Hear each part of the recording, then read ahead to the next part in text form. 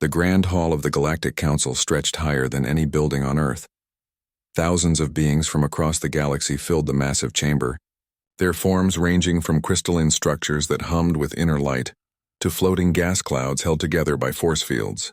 Captain Jake Morrison stood near the entrance with his small team, feeling incredibly out of place in his simple uniform. The human delegation had traveled 3 months to reach Zenthar Prime, the neutral world where the Council met. Their ship, the ESS Horizon, was parked outside among vessels that made it look like a child's toy. Jake could still remember the dismissive looks from the docking officers when they arrived. Commander Lisa Hayes stood beside him, clutching the datapad that contained humanity's application for Council membership. She had spent 2 years preparing the presentation, documenting every human achievement since they had discovered faster-than-light travel 15 years ago. Behind them stood 3 other officers, all wearing their dress uniforms and trying to look confident. A chime rang through the hall, and a voice boomed from everywhere at once. The translator in Jake's ear converted the alien speech into English. The Council recognizes the delegation from Earth, representing the species known as humans. You may approach. Jake led his team down the long walkway toward the central platform. As they walked, he heard sounds that his translator interpreted as laughter. Not friendly laughter, but the kind that made his face burn with embarrassment. Whispers followed them in dozens of languages. "Look how young they are," one voice said. "Barely out of their caves. Did you see their ship? It still uses fusion cores." "Fusion cores!" More laughter followed. Lisa's jaw tightened, but she kept walking. They reached the platform and stood before the Council's inner circle. 12 beings sat in elevated positions, representing the most powerful civilizations in the galaxy. The one in the center was Sauroch Emperor Krath, a massive reptilian creature whose scales seemed to absorb light. "Humans," Emperor Krath said, his voice deep and ancient. "You have requested membership in this council. State your case." Lisa stepped forward and activated her datapad. A holographic display appeared above them, showing images of Earth and humanity's recent achievements. "Honored council members, humanity has achieved faster-than-light capability and wishes to join the galactic community. We offer unique perspectives, biological diversity, and a strong desire to learn and contribute." A sound like grinding crystals came from the left. The Vex representative, a being made entirely of living diamonds, spoke in tones that hurt Jake's ears even through the translator. "Unique perspectives? You still think in 3 dimensions. You calculate using base 10 mathematics. Your fastest ships crawl through hyperspace like insects." "Indeed," added the Krill ambassador, a mantis-like creature with compound eyes that glittered. "We have reviewed your scientific achievements. Most council races had surpassed your current level before they developed written language. Why should we waste our time with such a primitive species?" Lisa's hands shook slightly, but she continued. "We may be young, but we have overcome incredible challenges. We survived nuclear weapons, climate change, and global conflicts. We have art, music, and literature that span thousands of years. We believe diversity of thought makes the council stronger." More laughter rippled through the chamber. A floating jellyfish-like creature spoke in bubbling tones. "They believe diversity of thought matters. How delightful. Child, every species here has millions of years of culture. What could you possibly offer that we have not already explored?" Emperor Krath raised a clawed hand for silence. "The humans have shown ambition by coming here. That deserves acknowledgement, if not respect." He leaned forward, his eyes fixed on Jake. "Tell me, Captain Morrison, how long did it take you to reach our world?" 3 months, Your Excellency," Jake replied. 3 months. The Emperor's mouth opened in what might have been a smile, revealing rows of sharp teeth. "The Krill can travel the same distance in 3 days. The Vex in 3 hours. And there are species here who could make the journey in 3 minutes by folding space itself. Yet you spent 3 months crawling through the void and expect us to call you equals?" "We don't expect to be equals yet," Jake said, trying to keep his voice steady. "We expect to be given a chance to learn and grow." "A chance?" The Krill ambassador clicked his mandibles together. "We gave the Torthan species a chance 2,000 years ago. They proved themselves worthy within a century. We gave the Methani a chance 500 years ago. They mastered dimensional physics within 50 years. How long should we wait for humans? 10,000 years? 20,000? A bird-like creature with metallic feathers spoke up. "Perhaps we should take bets on how long until they destroy themselves." Most primitive species never survive their first 1,000 years of space travel. The wars, the resource conflicts, the existential crises. She made a sound like tinkling bells. I give them 500 years maximum. Too generous, the Krill ambassador said. I say 200. They still have nuclear weapons pointed at each other on their homeworld. Barbaric. Lisa's face had gone red. We came here in good faith seeking friendship and knowledge. Is this how the Great Galactic Council treats those who ask for help? Help? Emperor Krath settled back in his seat. Child. We did not build this council by helping every primitive species that crawled out of its star system. We built it by allowing only those worthy to join. Prove yourselves worthy and perhaps we will reconsider. In 10,000 years or so, the Emperor made a gesture and a door opened behind the human delegation. Your application is denied. You are granted safe passage back to your territory. Do not return until you have something to offer besides hope and ambition. Jake wanted to argue, wanted to shout at these arrogant beings who treated humanity like children, but he knew it would do no good. Instead, he stood straight, saluted the council, and turned to leave. Lisa and the others followed. As they walked back down the long hallway, the laughter and whispers followed them. Jake heard one voice say, "Did you see their faces?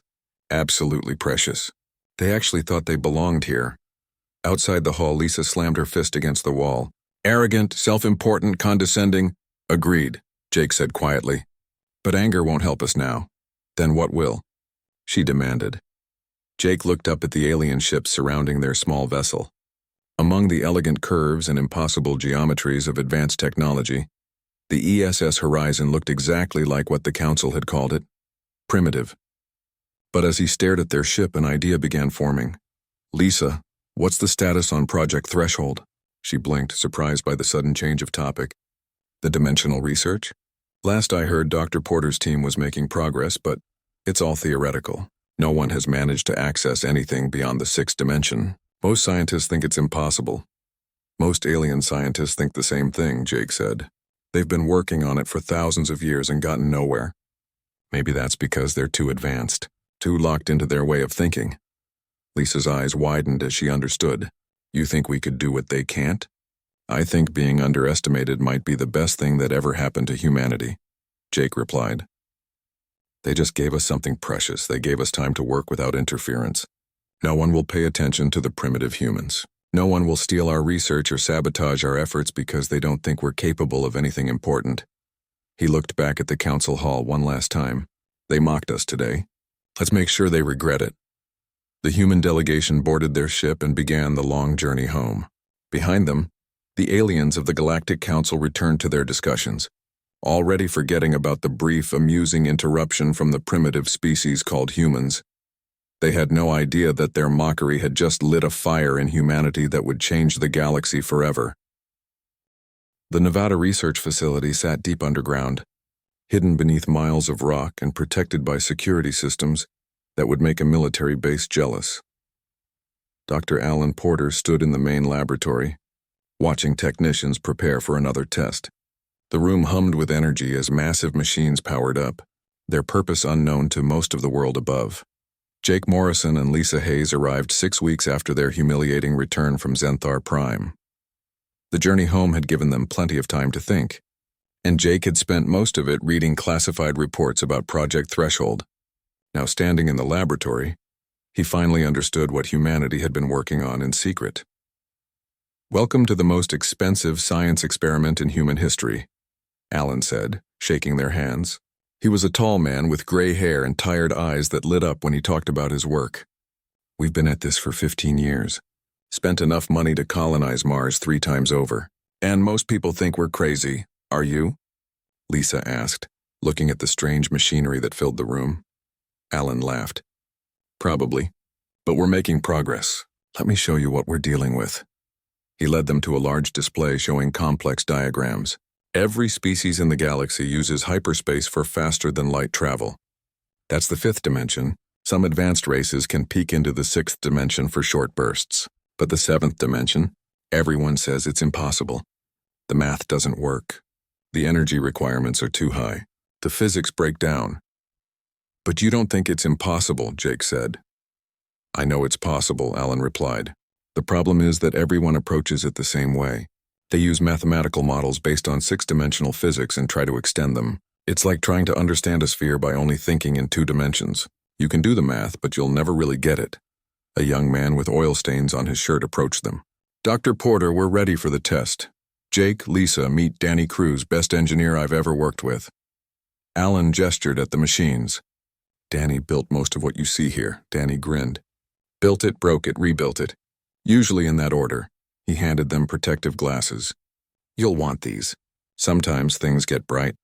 They moved behind a reinforced barrier. In the center of the room sat a small metal sphere about the size of a basketball. It looked ordinary, but Jake could feel the energy in the air around it. That's our test probe, Alan explained. We're going to try sending it into the 7th dimension and bringing it back. We've tried this 43 times. Usually the probe just vanishes. Sometimes it comes back wrong. Wrong how? Lisa asked. Danny made a face. Probe 17 came back inside out. Probe 22 came back as a liquid. Probe 31 came back as a perfect sphere of compressed matter that weighed 3 tons. The dimensions do weird things to physical objects. Alan began the countdown. The machines roared to life and the air around the probe began to shimmer. Jake felt his hair stand on end as reality itself seemed to bend. The probe started to fade, becoming transparent, then it vanished completely. It's gone, a technician called out. No trace on any sensor. They waited. Seconds turned into minutes. Alan's face grew tense. Come on, he whispered. Come back this time. Suddenly, the probe reappeared. But something was different. It was glowing with a soft blue light and strange patterns moved across its surface. We got it back, Danny shouted, running toward the probe. It's intact and holy hell, look at the readings. Everyone crowded around the monitors. The probe had recorded data from inside the 7th dimension. Images filled the screens. Impossible geometry, colors that shouldn't exist, and energy patterns that made no sense according to normal physics. This is incredible, Lisa breathed. This is actual data from the 7th dimension, but Alan was frowning. The energy cost was enormous. We used enough power to run a city for a week just to send a basketball-sized probe for 90 seconds. How do we scale this up to a ship with people inside? Over the next months, Jake and Lisa joined the project full-time. They worked alongside Alan, Danny, and a brilliant physicist named Dr. Helen Wright, who approached problems from angles no one else considered. Helen had a theory that made everyone uncomfortable. She believed that human consciousness might be the key to navigating higher dimensions. Math and computers fail in the 7th dimension because they're trying to apply rules from our reality, Helen explained during one late-night session.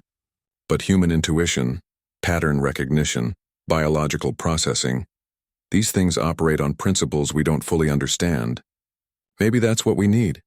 You're saying we need to trust our gut instead of our instruments? Danny asked skeptically. I'm saying we need both. The instruments get us there, but human instinct keeps us oriented. Every alien species relies heavily on artificial intelligence and pure computation. Humans still trust their feelings, their hunches. Maybe that's not a weakness. Maybe it's an advantage. The breakthrough came during their 61st test. Helen was directly connected to the probe through a neural interface, something the safety committee had argued against for months. As the probe entered the 7th dimension, Helen's brain patterns changed. She began describing what she experienced, and the text frantically recorded everything. I can see paths, she said, her eyes closed. Not physical paths, possibilities. Every direction leads everywhere and nowhere. But I can feel which way is right. It's like knowing which way is home even in the dark. The probe stayed in the 7th dimension for 5 minutes and returned exactly when and where Helen intended. The data showed something that made everyone stop breathing. The probe had traveled 3 light years while in the 7th dimension. In normal space, that trip would take years even with the best hyperspace drives.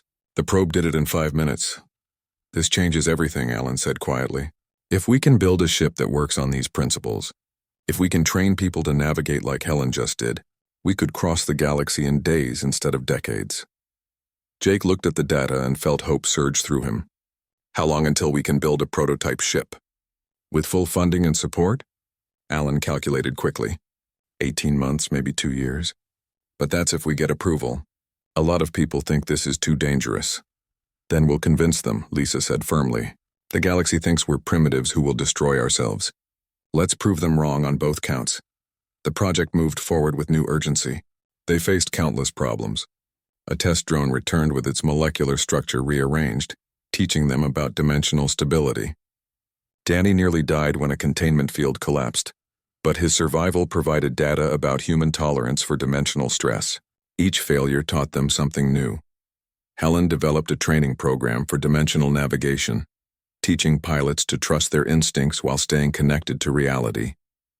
It was difficult and counterintuitive, but humans proved surprisingly good at it.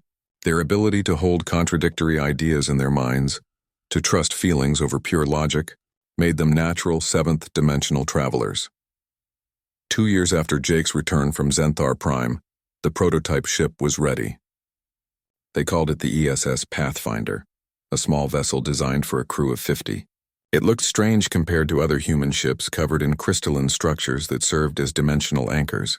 The interior was filled with organic-looking interfaces that responded to thought and touch.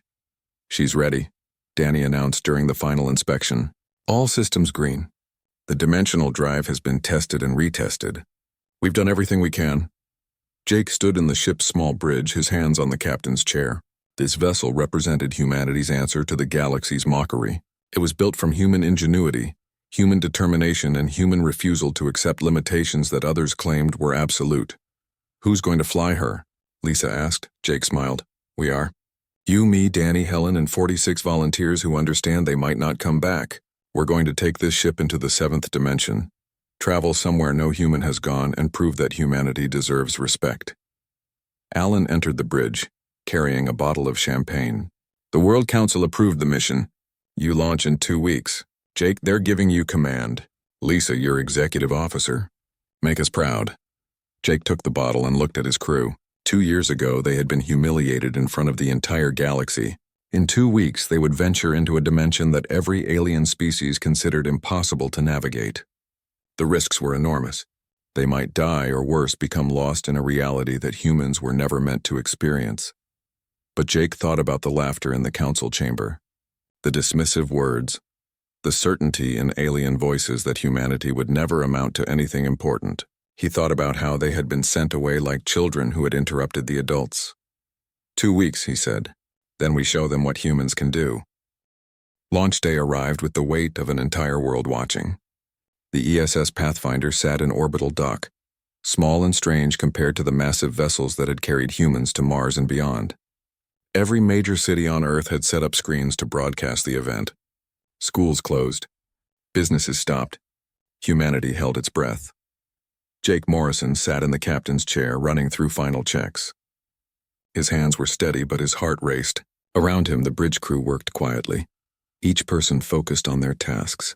Lisa Hayes monitored the systems at her station, occasionally glancing at Jake with a look that mixed excitement and concern. "All stations report ready," Lisa announced. "Dimensional drive is charged and stable.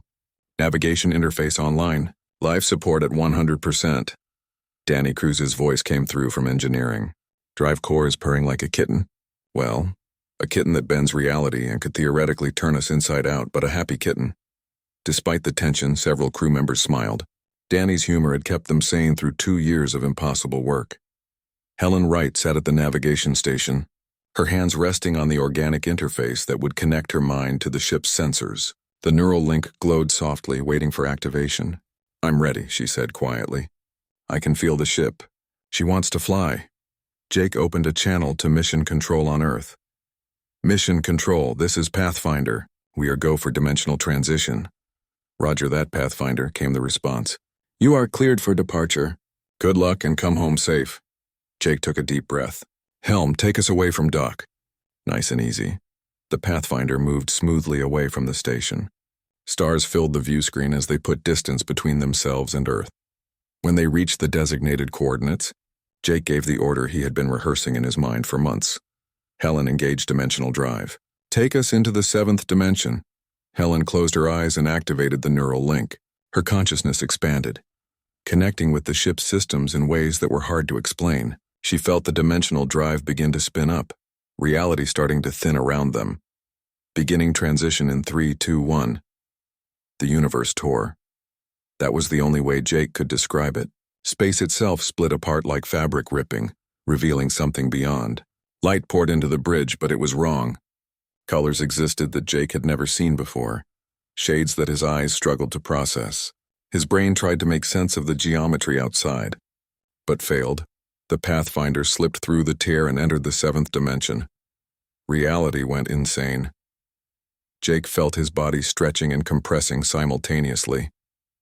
Time moved in strange loops.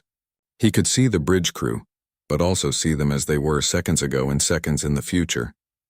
Multiple versions of reality overlapped, each one slightly different. Several crew members cried out. One young officer grabbed his console and vomited. Jake fought against the disorientation, trying to focus on what was real. Helen, report. Lisa called out, her voice distorted and echoing. I've got it, Helen said, though her voice sounded like it came from everywhere at once. Everyone, close your eyes. Don't try to see with normal vision. Let your other senses guide you. Jake closed his eyes and immediately felt better. With his eyes shut, he could sense the ship moving through the impossible space. Helen was right. Trying to see the seventh dimension with human eyes was a mistake. But feeling it, intuiting it, that worked. We're stable, Helen reported. The ship is holding together. Navigation is challenging but possible. I can feel the currents of dimensional space. They're like rivers, but in more directions than should exist. Danny's voice came through, calmer now. Engineering is green. The drive is handling the transition better than expected. We're using only 60% of projected power. Jake opened his eyes slowly, keeping his focus soft and unfocused. The trick was not to look directly at anything. In his peripheral vision, he could see strange beauty. Patterns danced through the void around them. Geometric shapes that were somehow alive. Energy flowed in streams that twisted through dimensions. Target is Alpha Centauri, Jake said. Helen, can you find the path? Give me a moment. Helen's brow furrowed in concentration. I see it. The path is clear. Distance doesn't work the same here. Alpha Centauri is close, far, and everywhere all at once. But I know the way. The Pathfinder began to move. It didn't feel like normal flight. They weren't traveling through space. They were traveling through possibility, through potential, through layers of reality that existed on top of each other. Time became meaningless. Jake couldn't tell if seconds or hours were passing. His watch showed contradictory readings, the hands spinning forward and backward. But Helen navigated with growing confidence, guiding the ship through currents of pure existence. Then they encountered something unexpected. Captain, Lisa said, her voice tight. I'm reading energy patterns ahead. They're not natural. Someone or something is here. Jake felt it too now that she mentioned it, a presence vast and ancient aware of them. The Pathfinder was being watched by something that existed in this impossible space. Helen, are we in danger? I don't think so, Helen replied slowly. Whatever it is, it feels curious, not hostile. Maybe even friendly. Shapes appeared around them, but calling them shapes was wrong. They were thoughts made visible, consciousness given form. The beings, if they could be called beings, seemed to flow around the ship, examining it with interest. Lisa checked her sensors, even though the readings made no sense. These entities are pure energy, no physical form at all. Captain, I think these might be civilizations that evolved beyond physical bodies. They exist entirely in higher dimensions. One of the entities came closer. Jake felt something touch his mind, gentle but alien. Images flooded his thoughts. Ancient worlds, species that had transcended physical existence millions of years ago, and a sense of approval. These beings were pleased that humanity had reached this place. Then the presence withdrew and the entities faded away, leaving the Pathfinder alone again in the impossible space. Well, Danny said after a moment, that was either really cool or absolutely terrifying. I'm not sure which. Both, Jake replied. Helen, how much farther to Alpha Centauri? We're almost there. The journey that should take years is nearly complete. Preparing to transition back to normal space. Jake braced himself. All hands, prepare for dimensional exit. This might be rough. Helen guided them toward the barrier between dimensions. The ship shuddered as they approached, reality fighting against their return. Then, with a sound like thunder and breaking glass combined, they tore through. Normal space welcomed them back. The familiar darkness of the void, the distant stars that made sense, the physics that worked the way they should. Jake had never been so happy to see boring, ordinary reality. Position confirmed, Lisa said, checking her instruments. We're in the Alpha Centauri system. Captain, we just traveled 4.3 light years. Time elapsed? Jake asked. According to ship's chronometer, 17 minutes. According to Earth time? Lisa checked again, certain she was reading it wrong. 3 hours. We've been gone 3 hours. Silence filled the bridge as everyone processed what they had accomplished. 4 light years and 17 subjective minutes. A journey that would take years with the best alien technology, completed in the time it took to watch a movie. Danny's voice broke the silence. We did it. We actually did it. Celebration erupted on the bridge. Crew members hugged each other, laughed, and some cried with relief and joy. They had survived. More than that, they had proven that humanity could achieve what the galaxy considered impossible. But Jake's celebration was cut short when an alarm sounded. Lisa turned to her console, her expression shifting from joy to concern. Captain, I'm picking up a distress signal. It's close, maybe 2 million kilometers away. Jake pulled up the data. Can you identify the source? Lisa worked her console and then her face went pale. Sir, it's a Krill science vessel. They're under attack. Multiple hostile ships identified as Draken Swarm. The Krill are heavily damaged and calling for help. The bridge went quiet. Everyone remembered the Krill ambassador who had laughed at humanity, who had mocked their primitive technology, and suggested they destroy themselves within 200 years. Orders, Captain? Lisa asked. Jake stared at the screen, watching the distant battle. The Krill ship was dying, overwhelmed by enemies that even the Galactic Council feared. He could order the Pathfinder to leave, to head home and report their success. The Krill had shown humanity no mercy. Why should humanity show them any? But that wasn't who humans were. That wasn't who Jake was. Set course for the Krill vessel, he ordered. Battle stations. Let's show the galaxy what humans do when someone needs help. The Pathfinder raced toward the battle at maximum speed.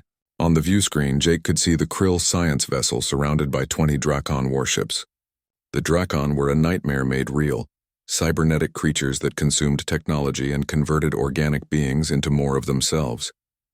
Even the powerful Galactic Council avoided confronting them directly. The Krill ship was beautiful even in its dying state. Organic curves mixed with crystalline structures, but now it was scarred and burning. Its weapons fired sporadically, barely keeping the Draken at bay. Jake could see escape pods launching, but the Drakon were destroying them one by one. The Krill ship is the Seeker of Dawn, Lisa reported, reading the translation. Life signs show 43 crew members still aboard but dropping fast. They're venting atmosphere from multiple hull breaches. Danny's voice came from engineering. Captain, I need to say something. Those are the same aliens who humiliated us, the same ones who laughed while we begged for a chance. We don't owe them anything. I know, Jake replied quietly. Then why are we doing this? Because we're human, Danny. Being better than those who wronged us is what we do. The Pathfinder entered weapons range. Immediately, 10 Drakon ships broke away from the Krill vessel and turned toward the new arrival. Their hulls were dark metal covered in spikes and weapon ports, ships designed only for destruction. The lead Drakon vessel sent a transmission. The voice that came through was mechanical and cold. Unknown vessel, withdraw or be destroyed. This prey is claimed by the swarm. This is Captain Jake Morrison of the Earthship Pathfinder. Release the Krill vessel and withdraw, or face the consequences. Harsh laughter came through the speakers. Earth? We have no record of this species. You will be a pleasant addition to our collective. Attack. 10 Drakon warships opened fire. Energy beams and missiles streaked toward the Pathfinder. Evasive maneuvers, Jake ordered, but Lisa had a different idea. Helen, can you do a partial phase? Keep us partly in the 7th dimension? Helen's hands flew over her controls. That's incredibly dangerous. We could get stuck between dimensions. Can you do it?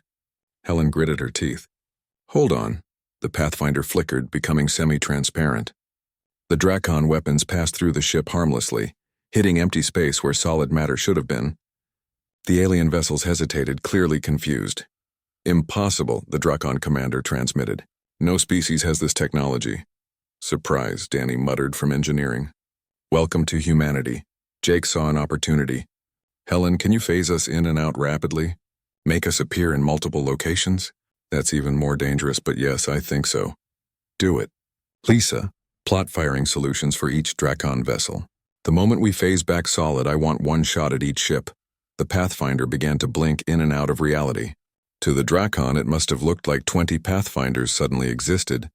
each one appearing in a different location before vanishing. Helen was sweating from the concentration required, holding the ship between dimensions while still keeping it functional. Firing solutions locked, Lisa confirmed. Helen, solid phase in 3, 2, 1 now. The Pathfinder became fully real for exactly 2 seconds. In that time, it fired 20 precise shots, each one targeting a different Drakon vessel. The human weapons weren't powerful enough to destroy the alien ships, but they weren't meant to. Each shot hit a specific point on each hull, the shield generator. Then the Pathfinder phased out again, vanishing before the Drakon could return fire. Direct hits on all targets, Lisa reported. Their shields are down.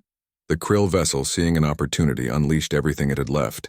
With the Drakon shields disabled, the Krill weapons tore through armor. 3 Drakon ships exploded. 5 more took critical damage and began to drift. The Drakon are regrouping, Lisa warned. They're adapting their tactics. Captain, they're going to saturate the entire area with weapons fire. Even phased, we can't dodge everything. Jake made a decision. Helen, I need you to do something that will probably get us all killed. My favorite kind of order, Helen replied, though her voice shook. Can you open multiple dimensional portals at once? Not to travel through, just to open them? Helen's eyes widened. That would destabilize local space-time. The energy requirements alone. Can you do it? Yes, but I have no idea what will happen. Do it. Open a portal next to each remaining Drakon ship. Helen's hands moved across her interface and her mind reached out through the dimensional drive. The ship groaned under the strain as it channeled massive amounts of energy. Danny was shouting warnings from engineering about power levels reaching critical, but Jake ignored him. Space itself began to tear around each Drakon vessel. Small portals opened, edges glowing with impossible light. The portals didn't go anywhere.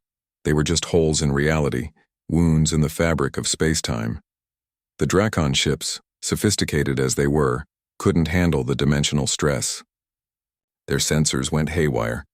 Their navigation systems failed. The pull of the portals disrupted their flight patterns, causing 2 ships to collide. Others began emergency retreats, their commanders realizing they were facing something beyond their understanding. This is your final warning, Jake transmitted to the Drakon fleet. Leave now, or I open these portals all the way and send you somewhere you'll never return from. It was a bluff. Helen could barely maintain the portals as they were, let alone make them large enough to swallow ships. But the Drakon didn't know that. The enemy commander made the logical choice. Swarm vessels retreat. This species has dimensional weapons. We withdraw until we can adapt. The remaining Drakon ships turned and fled, their faster-than-light drives engaging as they escaped the system. Jake waited until they were gone, then nodded to Helen. Close the portals. Well done. Helen let the portals collapse and then slumped in her chair, exhausted. Never again. That took years off my life. The Krill vessel transmitted on all frequencies. Unknown Earthship, this is Commander Zekthar of the Seeker of Dawn. We owe you our lives. We request permission to board and thank you properly. Jake looked at Lisa, who shrugged. Why not? We've already done the impossible today. 20 minutes later, Commander Zekthar stood on the Pathfinder's bridge. He was tall even for a Krill, his exoskeleton gleaming and his compound eyes reflecting the lights. He approached Jake and did something that surprised everyone. He bowed deeply. Captain Morrison, I am humbled and ashamed. When we met at the Galactic Council, I was among those who mocked your species most cruelly. I laughed at your primitive technology and suggested your civilization would destroy itself within 2 centuries. I was wrong, Jake nodded. You were. But being wrong isn't a crime. Refusing to admit it would be. Zekthar straightened. Your ship moved through space in ways I thought impossible. You phased between dimensions as easily as I breathe. You opened portals to higher dimensions with precision that should require centuries of research. How did a species so young achieve what ancient civilizations could not? We learn from the best teachers, Jake said with a slight smile. You and the others at the council showed us exactly what we needed to prove. Sometimes being underestimated is the greatest gift you can receive. You gave us time to work without interference. Thank you for that. The Krill commander was silent for a moment. You saved us despite how we treated you. Why? Because that's what humans do. We don't always get it right, but we try to help when we can, even when it would be easier to walk away. Zekthar turned to his crew who had been allowed to board for medical treatment. Hear this, all of you. Today we learned that wisdom is not measured in years of existence. This young species has achieved what we could not, and showed mercy when they had every reason not to. When we return to Council Space, we will speak the truth about humanity. Jake extended his hand. We appreciate that. But we didn't do this for recognition. We did it because it was right. The Krill commander looked at Jake's hand, understanding the human gesture from their previous encounter. He reached out and gripped it firmly. Nevertheless, you have it. The Krill will not forget this day. After the Krill transferred to their repaired vessel, the Pathfinder prepared to return home. Lisa pulled up the communications logs and showed Jake something interesting. Sir, there's been significant subspace chatter. Multiple species picked up the battle. They know a human ship just did something no one thought possible. The Council is requesting an emergency meeting. They want to talk to us again. Jake settled into his captain's chair and smiled. Then I suppose we shouldn't keep them waiting. Set course for Zenthar Prime. Let's go have another conversation with the Council. I suspect it will be very different from the last one. The Pathfinder turned toward home, carrying news that would change humanity's place in the galaxy forever. The Grand Hall of the Galactic Council looked the same as it had 3 years ago, but everything else had changed. When the Pathfinder arrived at Zenthar Prime, the docking authority gave them priority clearance before Jake even requested it. Honor guards waited at the dock, beings from a dozen species standing at attention. The whispers that followed the human delegation this time were not mocking, but respectful, even fearful. Jake Morrison walked down the same long hallway he had walked before, but this time his head was high and his steps were confident. Lisa Hayes walked beside him, carrying new data, new achievements, and new bargaining power. Behind them came Helen Wright and Danny Cruz, both wearing dress uniforms and trying not to smile at the dramatic reversal of fortune. The council chamber fell silent as they entered. Every eye, compound lens, and sensory organ focused on the humans. The 12 members of the inner circle sat in their elevated positions, but their postures were different. They leaned forward with interest rather than lounging in dismissive boredom. Emperor Krath, the massive reptilian who had told humanity to return in 10,000 years, spoke first. Captain Morrison, Commander Hayes, welcome back to this council. We are pleased to see you again. Thank you, Your Excellency, Jake replied. Though I notice the tone is somewhat different from our last visit. A ripple of uncomfortable acknowledgement moved through the chamber.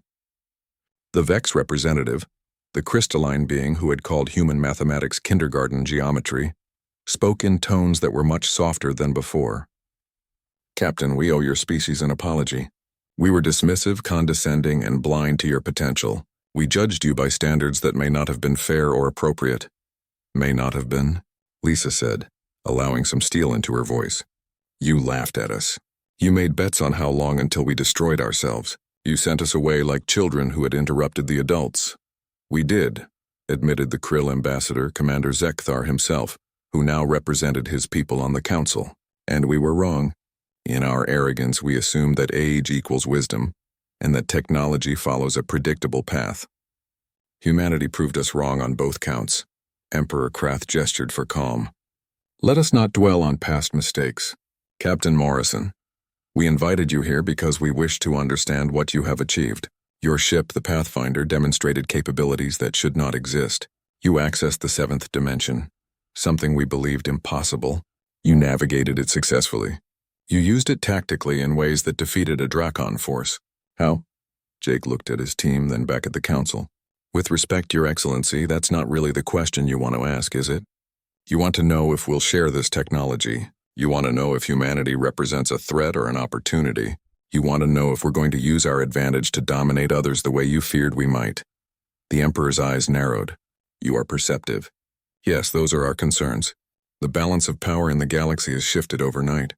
Species that have existed for millions of years now find themselves technologically behind a civilization that discovered fire only a few 100,000 years ago.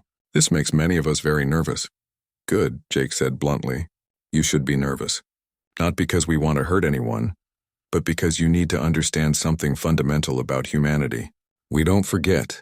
We don't forget kindness, and we don't forget cruelty. When you mocked us, you gave us motivation. When you dismissed us, you gave us freedom to work without interference. In your arrogance, you created exactly what you feared. The chamber erupted in murmurs and concerned chatter. Lisa stepped forward and held up a data pad. However, Captain Morrison isn't saying we're here for revenge. We're here to offer partnership. Real partnership. Not the kind where you pat us on the head and tell us to come back when we're grown up. Helen activated a holographic display showing schematics and data. What we've learned about the seventh dimension is extraordinary, but it's also dangerous. We've barely scratched the surface. There are entities in that dimension, civilizations that transcended physical form millions of years ago. There are energy patterns we don't understand, and there are risks that could threaten the entire galaxy if handled incorrectly. You want to establish protocols? The bird-like delegate said, understanding dawning. You want rules for seventh-dimensional travel before every species begins experimenting recklessly. Exactly, Jake confirmed. We'll share our knowledge gradually and carefully, with species that demonstrate they can handle it responsibly. In exchange, we want full membership in this council, access to galactic resources and information, and genuine cooperation rather than condescending tolerance. Emperor Krath was quiet for a long moment. You drive a hard bargain for a species that was begging for admission 3 years ago.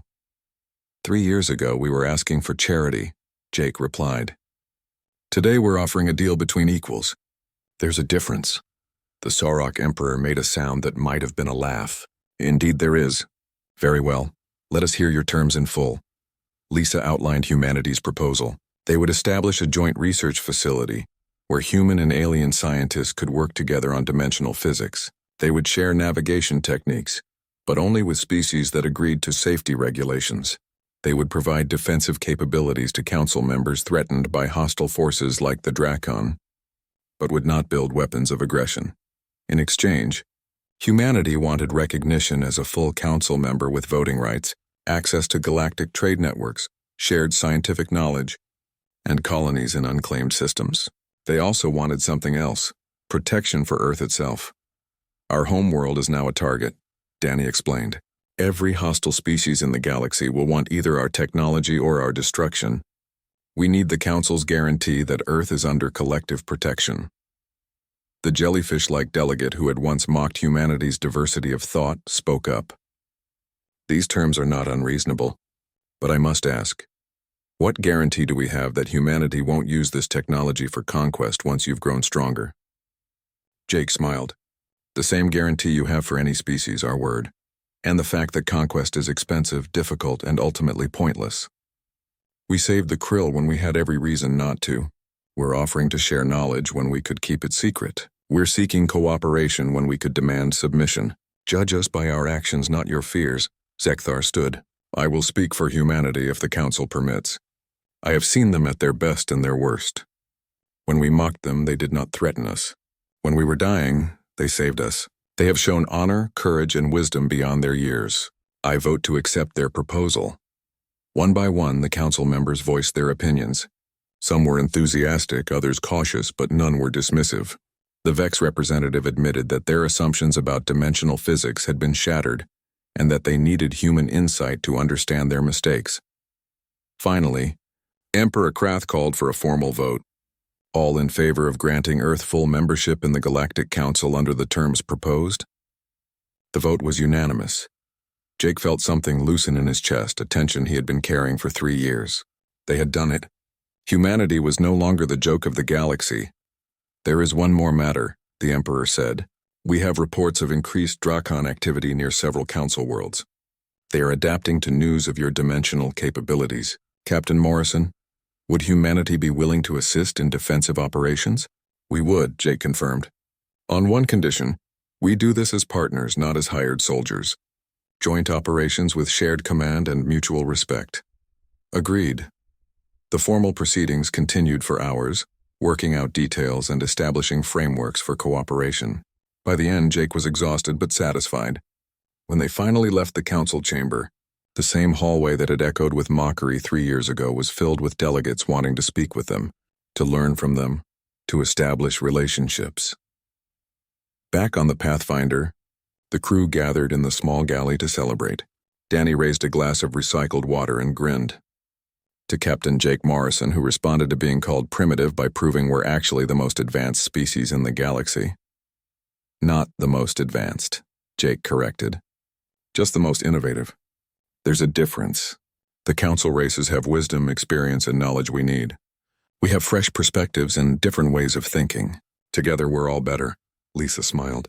That's very diplomatic of you. I'm learning. Helen, how are you holding up? The navigator looked tired but happy. I've been analyzing the data from our time in the 7th dimension. Captain, we've only begun to understand what's possible.